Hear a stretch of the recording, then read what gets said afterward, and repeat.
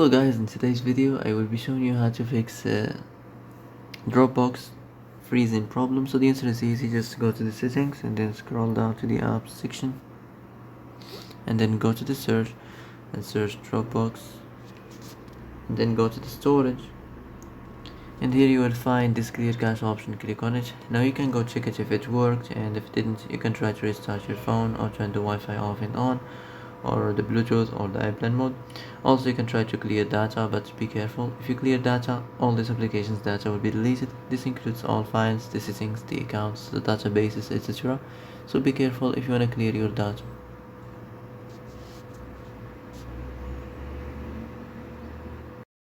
And that's it for today's video. I hope this is the answer you've been looking for. If you like this video, don't forget to like and subscribe, and see you in the next video. Thanks for watching.